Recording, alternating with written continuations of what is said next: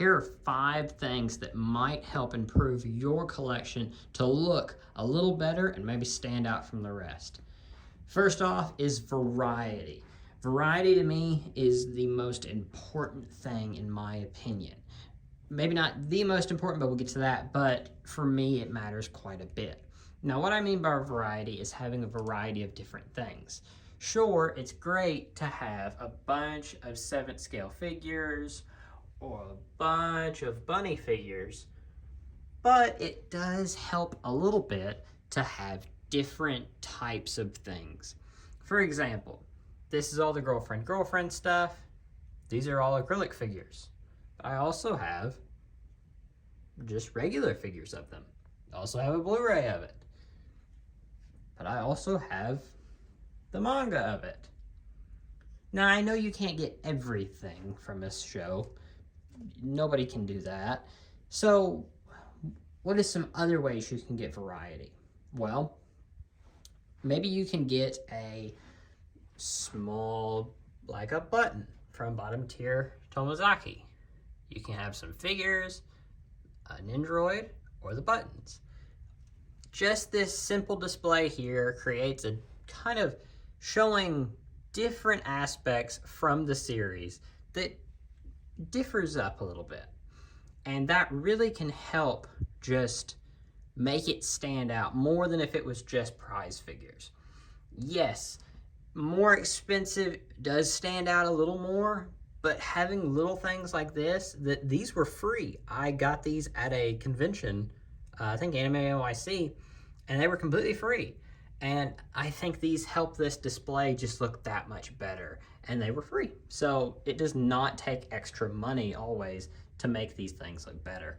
And I think little things like this just random keychain, I think this just makes everything kind of pop a little more. Same with these. Next up is shelf appeal. Now this one is one that I think you really is a personal thing, but I think it all kind of centers around the same thing. Now I'm gonna focus on these for this example as well. As you can see, I put the smaller figures at the front, and then as it works back, they get taller.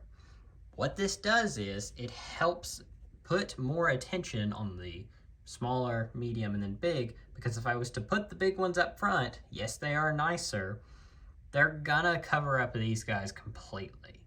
The same goes for something like these Bunny Girl figures. Yeah, they're nice, but if I was to only put them there, then where would I put these? And now these can kind of complement those. I think one way to really show this off is like here with the Attack on Titan Android set that I have. They have different, some of them come with ways to display them to where they are in the air almost. And a great way here, I think, is to display those in the air, and then the ones that don't, I can display them on the ground, and it kind of adds something to it, to where I can display more in one area, and it also takes some of my vertical height away. Because, let me find a shelf to explain this to you. All right, so this manga shelf over here. This blank space here does not do anything. This right here. That takes up some, that is some wasted space. Don't have that if you can avoid it. To avoid that, do things like this, to where you are taking up your vertical space, even though these figures aren't that tall. Or for example, like the Colossal Titan here, I put that in the back and it takes up some of that vertical space, and it kind of, your eyes are always looking at something. Now, don't get crowded. You can easily do that. This, for example, this is a temporary spot for these, but you cannot see anything in the back. Now, this is, once again, is temporary for me, but you don't want this. You want everything you have to be able to be seen, because otherwise, why do you have it? A great example for this is with my Demon Slayer Funko Pop collection. As you can see, if I look back in the back and move this, well look, That's Lego. And all that's for is to raise up the others so that from a distance, look, I can see them. Because if not, then all they're gonna do is, if I take this for example, and put it in the back here, yeah, you can kind of see it, but you can't see it nearly as well as if I knocked her base off. But for example, like this, you can't see it nearly as well as if it was like that. So definitely use all of your shelf space to its fullest of potential, just so that everything is able to be seen. Next up is atmosphere. Now this one is one that you kind of are at the limit of where you're able to display it and cost, because what I mean by atmosphere is this lighting. I think lighting is a crucial part of your collection if you have the ability to change it. I put all this lighting up in the Love Live stuff because I believe it really shows off these characters really well. They're all supposed to be on stage most of the time, so a light really does kind of show it off. Now, for example, I put this here so that I can easily turn these off and on. There's 3 separate switches. I'll only show this one for now, but these switches are able to be easily turned off and on. Try not to have anything that's on permanently because if a bulb goes out, you want to be able to replace it. I also recommend doing wired lighting if you can. I know that's not always an option and it's much harder to do, but it will last a lot longer. And also another thing, try not to use stick-on. Now, as you can see, I had to cut the back of that, but it's very unnoticeable from a distance.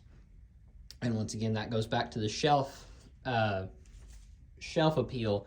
You really want to be able to show it nicely from a distance because, yeah, people are going to come up close and look at this, but if you come up this close, you're not going to be looking at the light. Your eyes are going to be drawn to other things. So that's what I mean by atmosphere. You want to have all, different lighting and such. Same goes for these little lamps that I have scattered around the room. These really do nothing, and I don't need them because my main light source will do plenty. But these add a little bit to the room. It makes them kind of light up if I don't have the main light on. So little things like that will really help.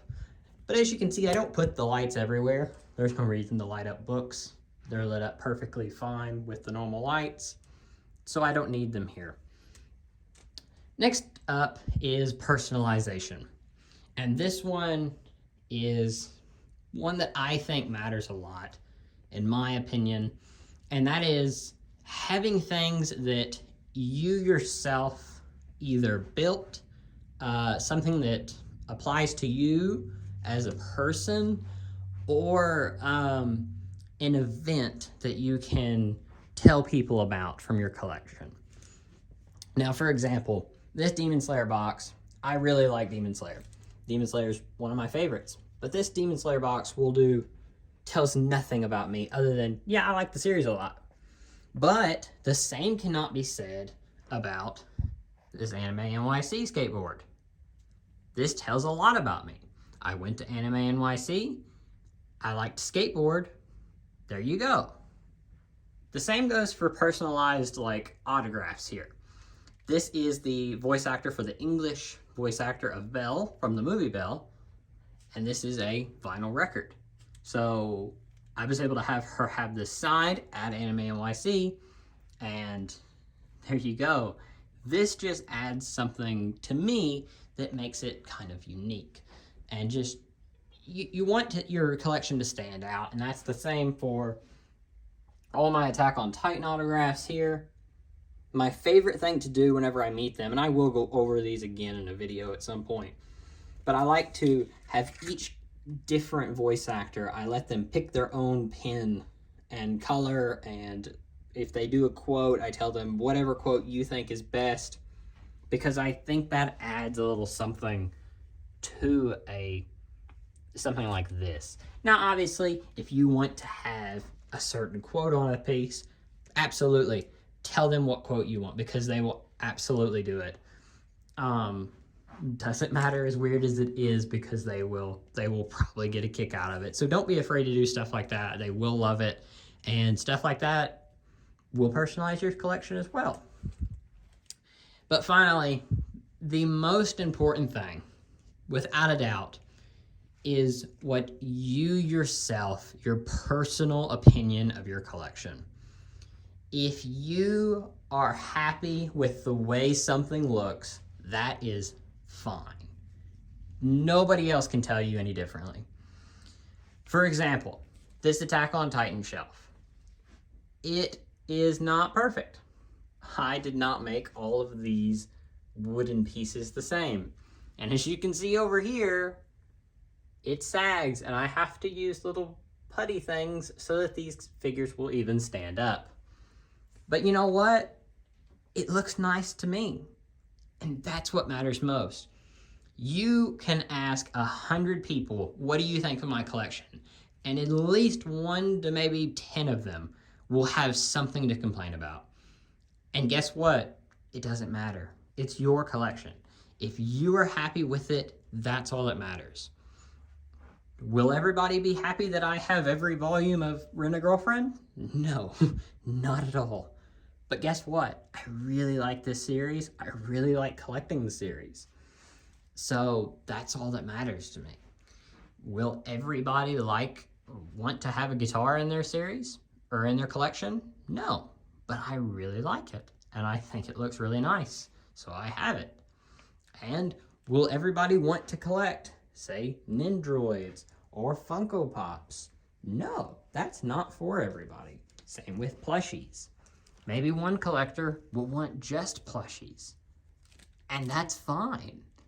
So in the end, yes, these things that I listed here can absolutely help your collection look better, but as long as you're happy with how the collection looks, that's what matters most.